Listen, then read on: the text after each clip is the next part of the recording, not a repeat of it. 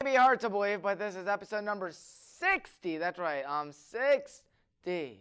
So I draw it, pretend to draw it at least right here. Tommy Maroon Sports Show. WCTV, great place to be, great place to watch all your favorite shows out there, including mine and a bunch of others, including Wadsworth Sports, of course. I don't cover Wadsworth Sports, but you know what I cover a lot of things, and today I'm going to cover 5 topics. 5 topics, that's right. And we'll get to all of them in just a quick second. I mean, you know what, if there's one thing that COVID did do, I mean, even though it did take us out of sports for about 2 to 4 months, once everything's coming back, it's all coming back at once. And come October, once we get to the NBA playoffs, NHL Stanley Cup, or NBA Finals maybe, Stanley Cup, MLB postseason, the NFL, and NASCAR postseason, and high school sports. Oh man, so much will be going on, and I can't wait for it. But anyways, here we go. Time to talk about NASCAR, the Coke Zero Sugar 400, the last race before the postseason. And William Byron wanted to clinch a postseason berth. And it was also his first career NASCAR victory. Joey Logano continuing what's been a strong season, finishes stages 1 and 2. Look at that. Huge crowds out there. I believe that was full capacity as well, which is absolutely crazy and hard to believe, especially with the pandemic. James Davison got into a wreck on lap 143. There was a 9-car crash on lap 152. And then shortly after that, there was another big crash that involved 11 drivers out there.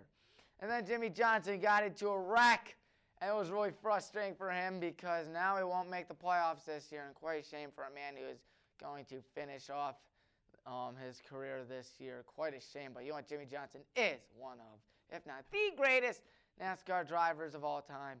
However, surprise finishes include Bubba Wallace getting that 5th place finish and Brendan Gaughan getting that 8th place finish.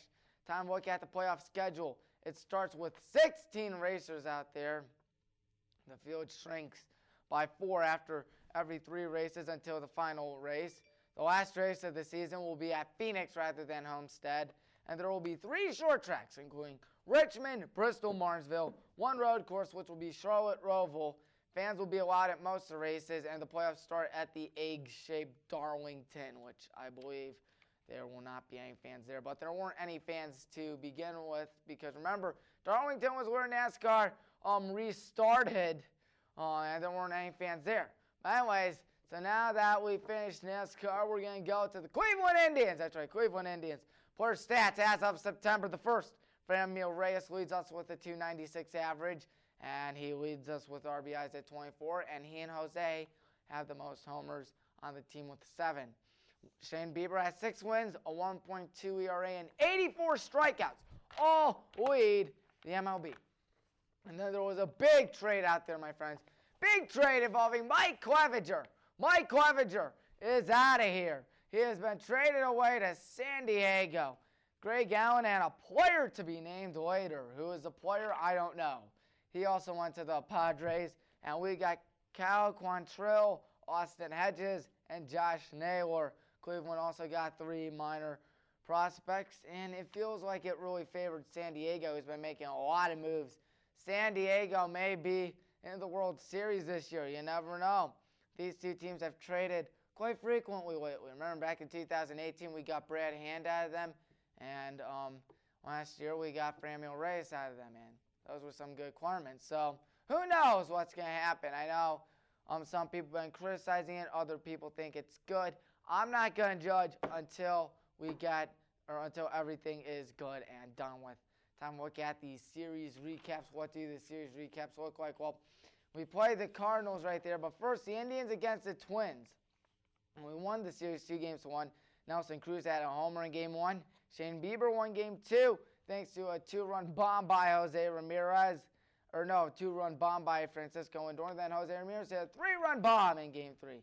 And then the Indians played the Cardinals, and on weekend which they celebrated the legendary Jackie Robinson. Everyone wore number 42 throughout the entire 3-game series. And we scored 14 runs in that game right there, including Framuel Reyes going deep. And then in Game 2, Tyler Naquin had a go-ahead RBI double in Game 2. And then Game 3, we lost as Adam Wainwright went the distance despite allowing 2 runs. Very crazy. And then we played the Royals as well. We won against the Royals yesterday 10-1. And back in Game 1, we lost 2-1. So Game 3 going to be tonight. Can we win it? I hope so. Anyways, it's time to look at the NBA quarterfinals. What am I saying? Quarterfinals recaps. Starting off with the Lakers and the Trailblazers. Lakers won that series 4-1. LeBron had a triple-double in Game 5, and Anthony Davis had 43 points in Game 5. And look at that, LeBron with a good behind-back pass, but it got blocked.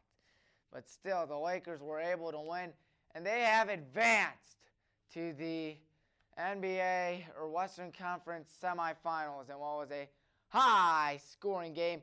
They are awaiting the winner of OKC and Houston. And, of course, that series is tied up 3-3. Game 7 is tonight. Game 7 tonight. James Harden had 31 points in Game 5.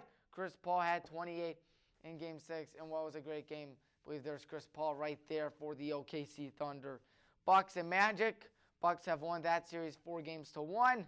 And then for the Clippers Mavericks, Clippers won 4-2 for the Nuggets and Jazz. Last night, the Nuggets won 4-3, 80-78. It was close. There was one last buzzer-beating game-winning 3 attempt for Utah, and it was no good. And Denver ended up winning. So how am I looking for my, how does my team look? Or not my team, but, silly me. How's my bracket looking? There we go. How's my bracket looking? Well, pulling it up from right here on my phone, I got everything right except this. Denver and Utah, I did not get it right. That's the only one so far that I'm wrong on. I don't know if you can tell, but it is in the color of red, where everything else is green. And right here, this is good. This is good. All of that is good. Except that one. And tonight I hope that Houston can win. So I go 7-1. The bracket challenge has been going well so far. Looking at the groups I'm in, for one group I'm in 137th place. Another one I'm in 127th. Another one I'm in 26th. Another one I'm in 170th place, of course. I don't know if you've been doing your brackets or your pick'ems, but if you're doing it, I hope you're doing really well. I mean, the NBA is pretty predictable, but still, it's been fun nonetheless. So now we have done 3 topics, lightning quick, less than 10 minutes. And now time for high school football. It's that time of week for Tommy's Picks. That's right. We'll be looking at the scores from last week right here and see how well I did. Turns out that St. Edward won 24-23. And by the way, the teams in bold on the left are the teams I predicted, not the teams that won.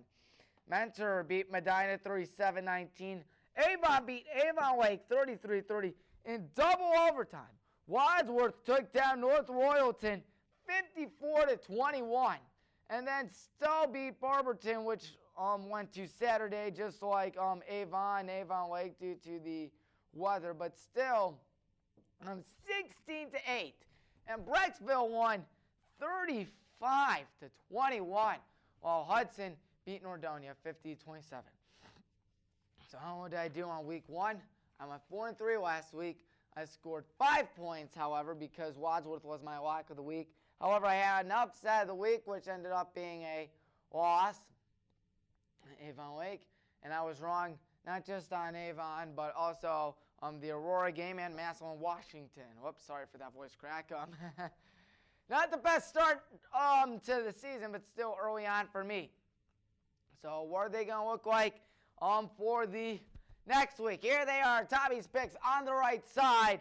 Here we go. Number 1, St. Edward against Tobin. I got to go with St. Edward. They had a big win against Washington last week. I expect them to do well this week as well. Number 5, Euclid against number 4, Mentor. Mentor's going to win it. Mentor won. They dominated Medina on the road as well. It wasn't that close. It started off close, but then they ran away with it. Got to go with Mentor. Then Brunswick against Medina in a Greater Cleveland Conference battle. Upset of the week. Got to go to the Blue Devils at the Mart. Brunswick Auto Mart Stadium.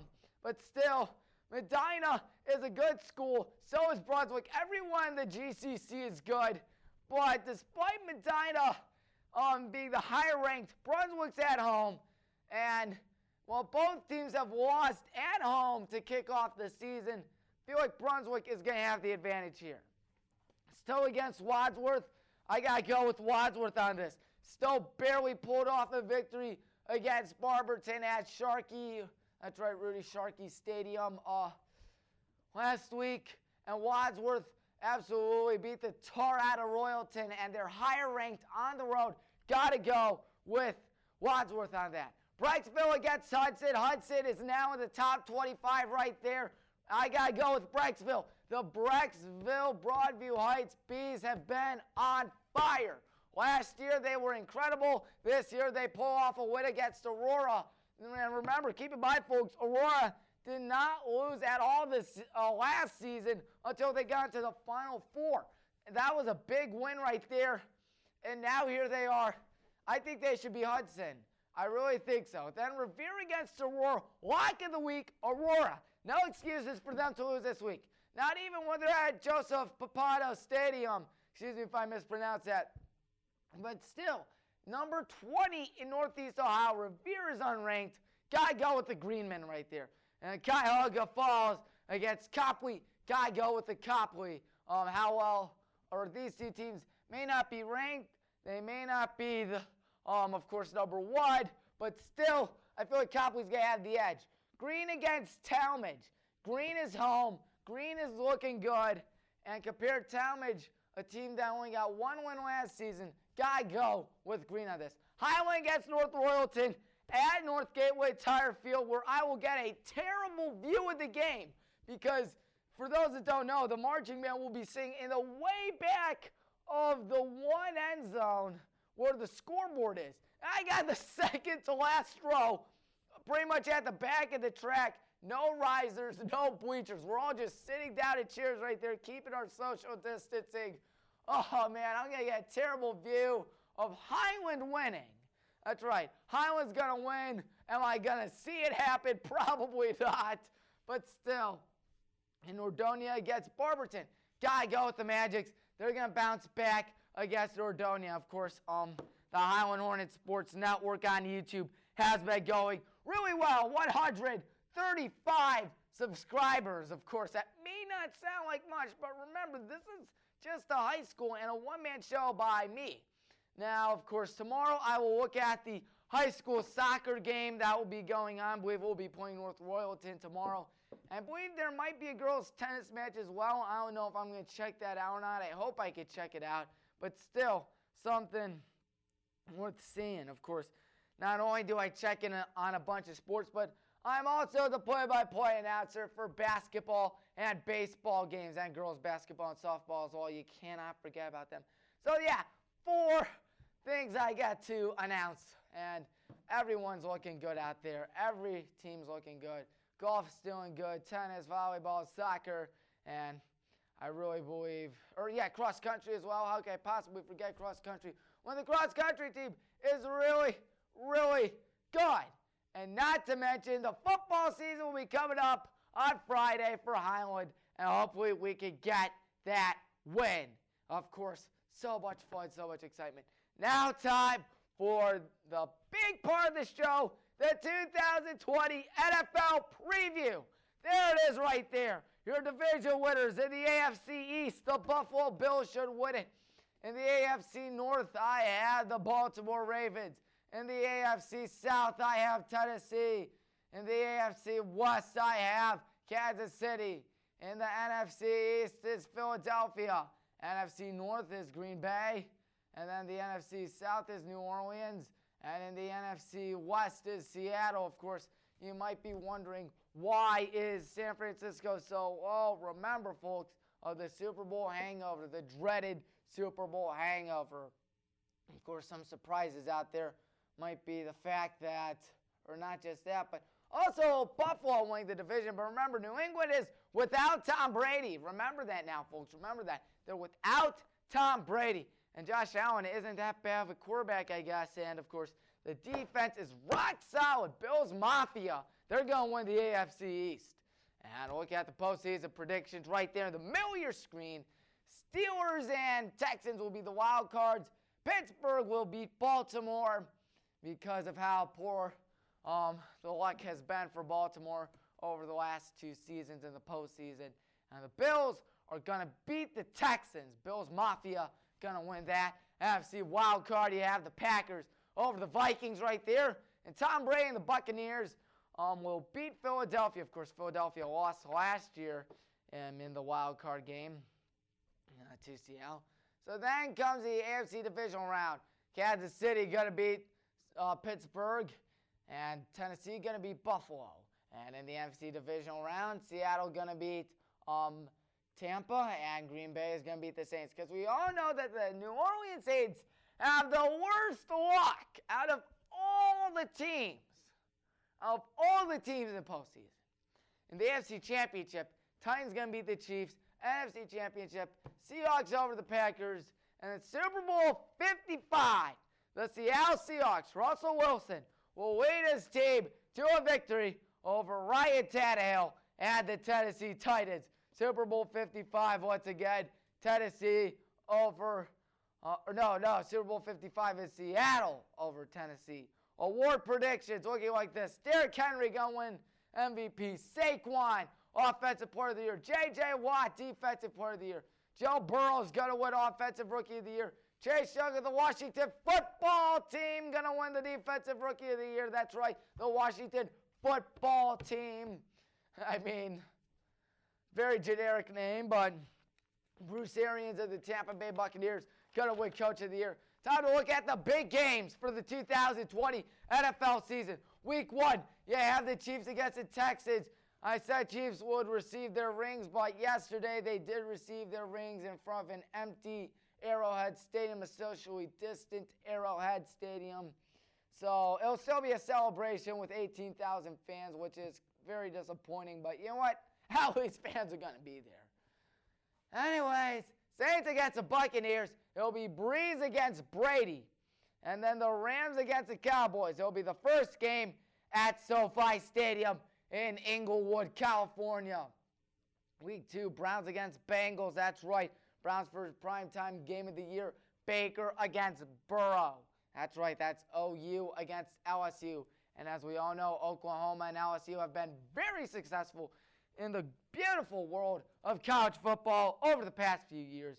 Seahawks against Patriots, rematch of Super Bowl 49. By the way, Cam Newton is, of course, with the New England Patriots. And the Raiders against the Saints. It'll be the first game at Allegiant Stadium in Paradise, Nevada. Week 3, Ravens against the Chiefs, Monday Night Football. Week 4, we'll have the football team. That's right, the Washington Football Team against the Baltimore Ravens. That'll be a Beltway matchup. Week 5, Steelers against the Eagles, Pennsylvania matchup. Week 7 will be the Raiders against the Buccaneers for Sunday night and rematch of Super Bowl 37. And it'll be Tom Brady against Marcus Mariota, by the way. Week 8 will be Seahawks against the 49ers, rematch of last year's Classic, in which Dre Greenlaw made the tackle at the 1-yard line to prevent Seattle from getting a first-round bye. And then week 9 will be 49ers against the Packers, rematch of last year's NFC Championship game, also Thursday night. Week 10, Saints 49ers. Remember, both teams played that Classic last year in which Greg Kittle had that big George Kittle. George Kittle had that big 4th down catch, ran a whole lot more yards, and then they kicked the game-winning field goal, and the 49ers won it. We'll see if we'll see another Classic right there. Week 12, you have the Thanksgiving triple header. First of all, the Lions against the Texans, then the Cowboys against the Washington Football Team, and then the Steelers against the Ravens. Remember, the last time Steelers and Ravens played each other in Thanksgiving, Mike Tomlin tripped the kick returner as he was on a breakaway, and that was not very pretty. Week 14, Browns against the Ravens. That's right, will be on Monday Night Football. Week 15, Saints against the Chiefs. That could be a potential Super Bowl matchup. Week 16, Saints against the Vikings. That will be on Christmas Day. Hopefully, Santa Claus will be there. Of course, due to COVID, he may not. Week 17, Texans against the Titans. Division could be on the line in the AFC South. Rookie watch. Let's look at the rookie watch. You have Joe Burrow of the Bengals, Chase Young of the football team, Jeffrey Okudah of the Detroit Lions, Tua Tagovailoa, I don't know if I pronounced that right, Isaiah Simmons, Jedrick Wills, Henry Ruggs, CeeDee Lamb, and Jordan Love of the Green Bay Packers, backup quarterback perhaps. So my 3 dream fantasy teams, of course, fantasy football is going on. COVID can't do a thing to fantasy football. My draft for my league hasn't been going on yet, and my fantasy football league that my dad runs is so casual. There are no trades, almost no anything, absolutely nothing. It's almost as if nobody does a fantasy football team. But this year, I'm going to go right in. My little brother has been doing his fantasy baseball team so much, making moves, making trades, trying to do as much as he could do, and this year, I'm going to do it soon, but here's the dream fantasy team. Patrick Mahomes is my quarterback, Derrick Henry, Saquon Barkley, Tyreek Hill, Devontae Adams, George Kittle, Christian McCaffrey as well, not just Christian McCaffrey, but also Justin Tucker at Buffalo. Fantasy dream team number 2, you have Lamar Jackson out there. Who else other than Lamar Jackson? Ezekiel Elliott, Nick Chubb, Julio Jones, Michael Thomas, not just Michael Thomas, but Travis Kelce, Josh Jacobs, Harrison Butker, and San Francisco. And as I continue out here, I'm pretty much running out of breath right now, but as I was saying, dream fantasy team number 3, right there, Russell Wilson of Seattle as my quarterback, Alvin Kamara, Dalvin Cook, DeAndre Hopkins, Juju Smith-Schuster, and Zach Ertz as my tight end, Joe Mixon as my flex, Jake Elliott as my kicker, and Chicago on defense. So here are the trending teams right now. Trending teams looking like this. Hot teams, you have the Tennessee Titans and the Seattle Seahawks, Baltimore Ravens, and the Kansas City Chiefs. Of course, Kansas City has just won the Super Bowl, as we all know.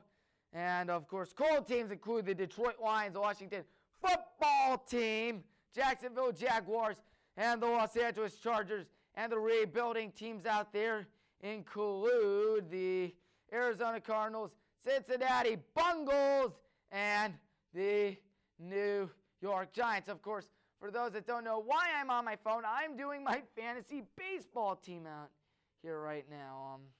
Checking what's going on in the beautiful world of fantasy baseball, if I can do it. Just added Victor Robles, and I'm going to drop Byron Buxton. No, I'm not going to actually, because that's not right. Season total.